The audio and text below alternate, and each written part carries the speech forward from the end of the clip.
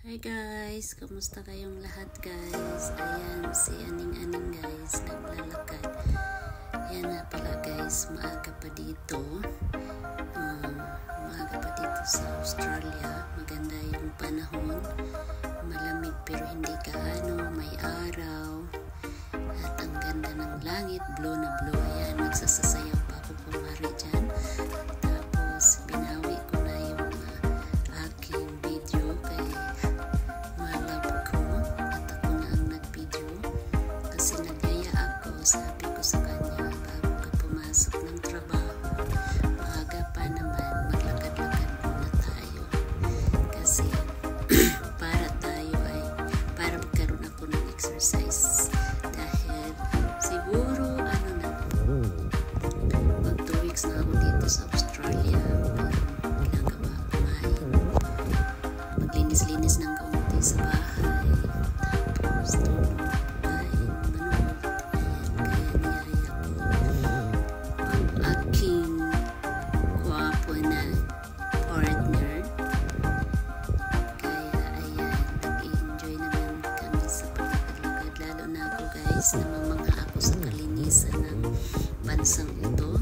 Talagang napakalinis at tahimik, peaceful. Ayan pala, may nakita kaming police. Seal ba yun? Ron ba yun? Basta yun na yun. Malaking bahay, malaking bakuran. Kaya tinaanan lang namin. Nagpatuloy lang kami sa aming paglalakad hanggang sa kung saan kami nakarating. Ayan, makikita nyo guys yung mga kapaligiran nila. Kailangan talaga mayroon yan mga damo-damo sa paligid para maganda tingnan. Lahat yan ng lugar dito sa Australia may mga damo-damo talaga. Kaya grainy talaga sila. Ayan, tumawid kami dyan. Tapos wala sa ilang parang 20 minutes na kami naglalakad mula sa bahay. Wala pa akong nakikitang taong naglalakad dahil siguro maaga pa or nasa trabaho mga tao. Pero wala ka talaga dito makikita ganong tao guys sa Australia. Lalo na dito sa lugar namin. Dito kami sa New South Wales. Hindi ko masabihin kung saan. Basta yun na yun. Basta yan, nagagandahan lang ako sa lugar nila kasi tingnan mo naman, napaka-peaceful, tahimik, malinis, magaganda magandang tanawin. Ayan, meron ba kayong nakitang naglakad guys? Diba wala? Parang kami lang yata kasi exercise lang. Unang araw lang itong paglakad-lakad namin. Kaya ayan, tingnan nyo, napaka greeny ba yun? Green. Sige na nga lang. Napaka green ng kanilang lugar. Ayan, malapit na kami dyan sa park. Tatawid ulit kami dyan. Ayan, patawid ulit kami. Yan na, nauna na si Habilux. Nauna na ang Habilux ko tumawid. Sabi niya, tingin ka sa kanan, tingin ka sa kaliwa. Titingin pa ba ako sa kanan at kaliwa? Wala namang sasakyan na dumaraan. Sabi niya, kahit na kailangan tingnan. Tingnan mo guys, kailangan.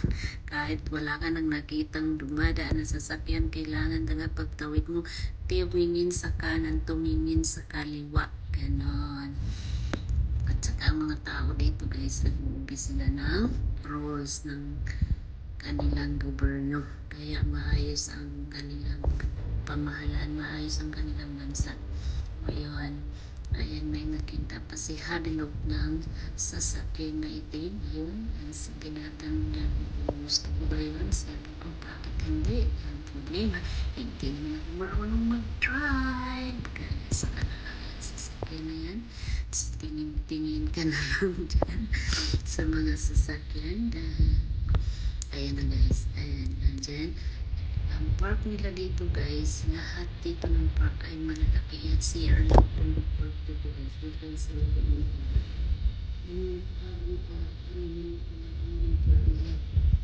ano ba yun, alat talaga sa Bisaya.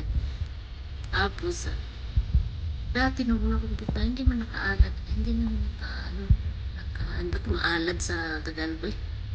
Nakakural. Ayun, meron na siya dyan paalad-alad. Pagkukural na. Ewan ko kung lahat ng park dito, pero alam ko lang lahat ng park dito sa Australia malalaki talaga guys. Libre lang yun, may mga palaro din doon. Hindi na lang ipapasok dyan sa park na yan. Dari-daritso lang ang lakad namin. Ang ganda. Malaki yan guys, park yan. Yan yung binibidyohan kong green hanggang doon guys. Aywan ko. No? Hindi ko lang sa inyo. Malaki yan guys. Hindi lang kasi maaga pa. So tingnan mo naman. Layo-layo na rin yung aming narating. Pero maganda pa rin ang lugar. Maganda pa rin. Kalsada, Greenwich. Green grass pa rin. Maganda may mga puno. Yan, God is so good talaga. Ang Australia, please sila sa kanilang lugar kasi maganda. Tahimik ko. Ayan ang mukha ko guys. Bagong gising yan.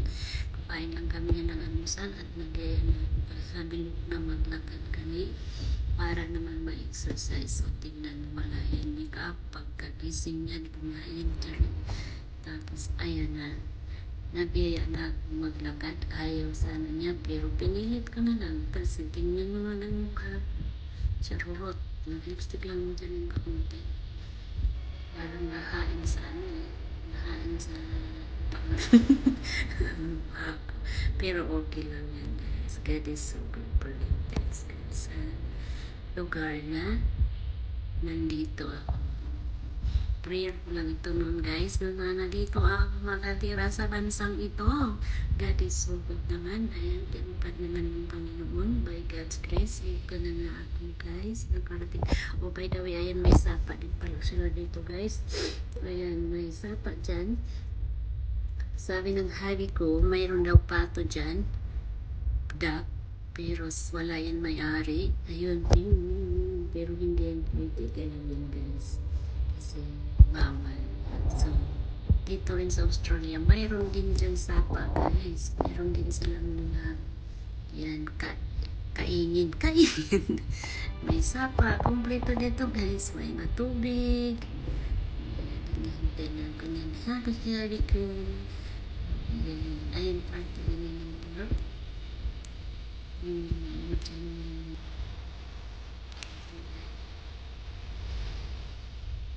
sa kalsada. Ito dyan pagkain, picnic. Ngayon, punta kami sa tindahan, gasolinahan. Dahil bibili kami ng tapat. Nagtagdahan lang naman kami.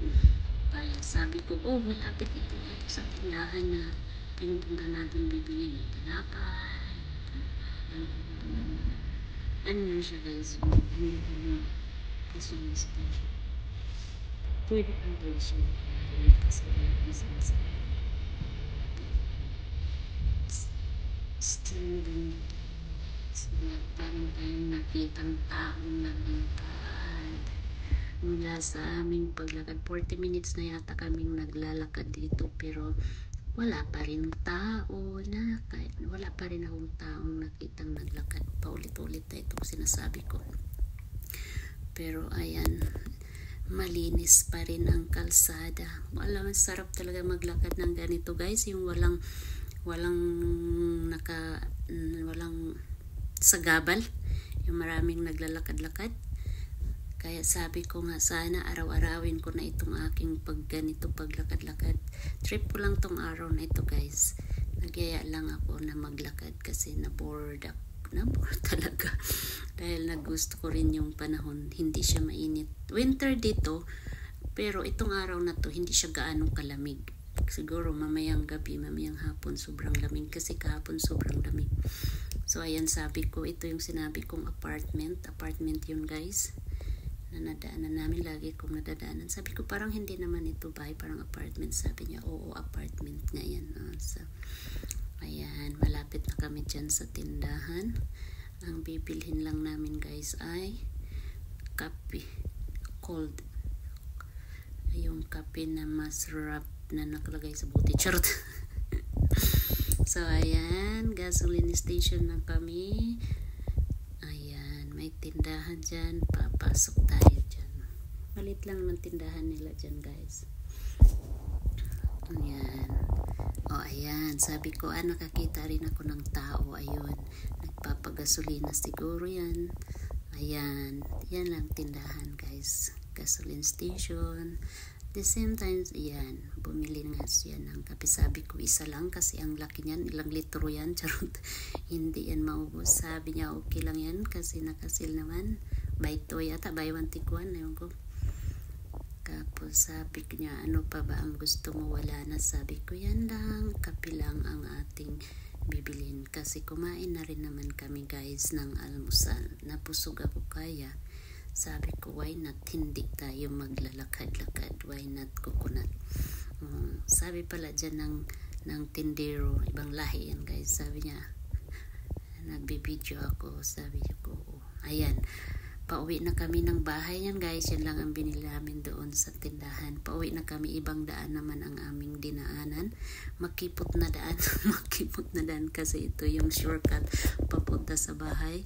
Mula dito mga 10 minutes pa siguro makarating ng bahay. So, ito ang dinaanan namin para shortcut na hanggang sa bahay. Kasi kung dito ka dadaan, galing tindahan is 10 minutes lang. 10 minutes lang daw makarating ka na. So, dito ako dinaan ni Happy Loco. Yan. Yan, tatawid na naman dyan. Tapos, diretso lang yan. Ayan. Bye guys. Thank you for watching.